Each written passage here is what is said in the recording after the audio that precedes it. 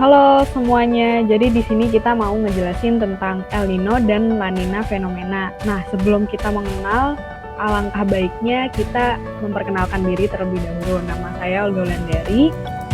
Dan saya Christopher. Nah, di sini sebelum kita membahas lebih lanjut tentang El Nino dan La Nina, alangkah baiknya kita kenal dulu nih apa itu pengertian dari El Nino dan La Nina. Secara umum, fenomena El Nino dan La Nina ini merupakan gejala alam yang diakibatkan dari adanya penyimpangan iklim. Nah, El Nino sendiri diartikan sebagai fenomena di mana terjadinya perbedaan yang mencolok antara suhu permukaan laut yang diamati dibandingkan dengan kondisi normal yang terjadi di kawasan ekuator Samudra Pasifik. Nah, El Nino sendiri merupakan fenomena samudra atmosfer yang berskala global dan terjadi setiap periode 3-8 tahun. Lalu kemudian ada La Nina nih.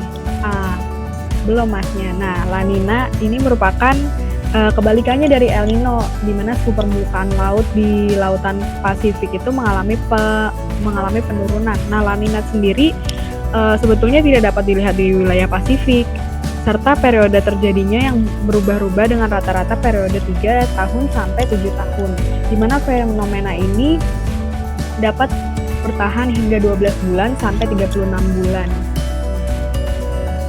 Oke, lanjut. Nah, setelah kita mengenal apa itu El Nino dan La Nina, mungkin kita bisa ngebahas tentang proses terjadinya El Nino dan La Nina ini. Yang pertama, kita akan ngebahas tentang fenomena El Nino. Nah, El Nino sendiri terjadi melalui beberapa proses. Yang pertama itu diawali dengan adanya peningkatan suhu di perairan Pasifik bagian timur dan tengah, yang diiringi dengan peningkatan suhu kelembapan pada atmosfer di kawasan tersebut. Kemudian akibat dari peningkatan kelembapan ini mendorong adanya pembentukan awan yang membuat curah hujan di kawasan tersebut menjadi meningkat. Nah, saat perairan timur dan tengah Pasifik mengalami proses pembentukan awan, sementara itu di perairan Pasifik bagian barat mengalami peningkatan tekanan udara yang berdampak pada terhambatnya pertumbuhan awan di kawasan perairan bagian timur Indonesia, sehingga penurunan curah hujan yang bisa dikatakan jauh dari kata normalnya terjadi di beberapa wilayah di Indonesia. Nah, kemudian kita akan membahas tentang fenomena La Nina. Nah, fenomena La Nina ini sendiri juga mengalami melalui beberapa proses. Yang pertama itu sebenarnya pada dasarnya itu fenomena La Nina terjadi akibat dampak dari El Nino. Jadi pada saat suhu di permukaan perairan timur Pasifik mengalami penurunan, angin pasat timur bertiup dan menguat di sepanjang perairan Pasifik. Nah, setelah itu angin inilah yang membuat lebih banyak massa air hangat yang terbawa ke arah Pasifik Barat. Nah, karena adanya banyak massa air hangat yang terbawa ini mengakibatkan terjadinya upwelling.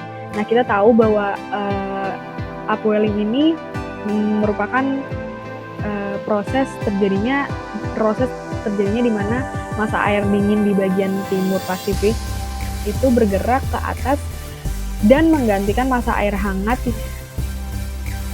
yang berpindah ke bagian barat Pasifik. Dengan adanya pergantian massa ini, maka akan terjadi penurunan suhu pada permukaan air laut dari kondisi normalnya. Nah, inilah kenapa La Nina dibilang kebalikan dari El Nino. Nah, setelah kita mengetahui semuanya, mengetahui apa itu El Nino dan La Nina, dan mekanismenya bagaimana, mungkin kita bisa tahu dari sini apa itu dampak-dampaknya. Nah, dampak-dampaknya akan dijelaskan oleh teman saya. Oke, terima kasih buat mbaknya. Kita akan lanjut ke dampak El Nino dan La Nina di dunia. Kita ambil secara global. Pertama-tama kita sudah tahu tadi di awal kalau fenomena El Nino dan La Nina ini adalah fenomena anomali cuaca atau perubahan cuaca yang disebabkan oleh dampak dari globalisasi yang menyebabkan eh, peningkatan suhu permukaan air laut di bagian Pasifik, di bagian Laut Pasifik bagian timur. Kemudian apa sih dampak dari peningkatan suhu tadi? Peningkatan suhu tadi akan berdampak ke kurangnya curah hujan, terutama di bagian timur Indonesia. Karena seperti kita tahu Indonesia ada di zona ekuator, di mana fenomena El Nino dan La Nina ini akan terjadi. Kemudian ada penurunan muka air laut. Kemudian untuk dampak di La Ninanya sendiri, pada saat La Nina terjadi, maka apa yang tadinya terjadi di El Nino reverse atau terjadi kebalikan gitu. Di saat La Nina, curah hujan akan meningkat dan peningkatan muka air laut pun akan terjadi. Nah, kita akan ambil secara spesifik di Indonesia. Ada 4 kejadian yang sudah saya rangkum di sini. Yang pertama itu ada kemarau panjang, kekeringan, gagal panen, dan kebakaran hutan. Yang kalau kita telah lebih jauh, ini disebabkan oleh satu kondisi, yaitu kemarau panjang atau kurangnya curah hujan di suatu daerah. Kita ambil contoh daerahnya daerah istimewa Yogyakarta dan sekitarnya, seperti Magelang atau Surakarta.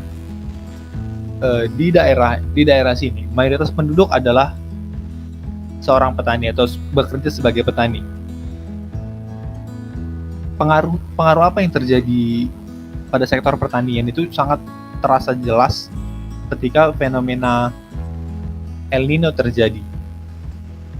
Salah satu contohnya adalah di tahun 1997 sempat terjadi sebuah fenomena El Nino yang menyebabkan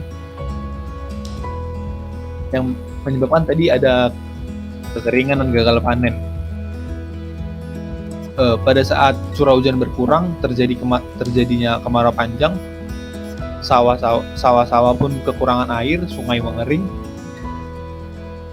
tidak ada pasokan air ke sawah, menyebabkan gagal panen seperti itu. Kemudian ada kebakaran hutan. Kenapa terjadi kebakaran hutan? Ketika suatu lahan yang luas atau suatu padang rumput seperti itu kita misalkan, ketika udara panas bertiup dan cuaca kering, sedikit saja pemercik api atau pemantik api bisa menyebabkan kebakaran yang luas, karena dengan udara yang kering dan angin panas yang bertiup ke sana kemari bisa menyebabkan penyebaran api dengan begitu cepat seperti itu. Kemudian dampak La Nina di Indonesia. Kita juga sudah tahu kalau El Nino dan La Nina adalah dua fenomena alam yang terjadi silih berganti atau secara bergantian. Ketika El Nino sudah terjadi, kita akan bersiap untuk kedatangan La Nina. Apa sih La Nina itu? Tadi kan sudah dijelaskan di awal. Nah, dampaknya apa di Indonesia? Terjadi musim hujan yang lebih lama. Maksudnya di sini adalah musim hujan yang terjadi akan rentan waktunya akan mundur. Kenapa? Karena terjadi fenomena kemarau panjang di El Nino. Nah, tetapi pada saat musim hujannya datang, curah hujan yang terjadi itu akan meningkat. Curah hujan akan lebih besar daripada biasanya. Apa yang terjadi ketika curah hujan lebih besar dan panjang? Ya, seperti kita tahu akan terjadi fenomena bencana alam, yaitu banjir. Juga ada kenaikan muka air laut gitu.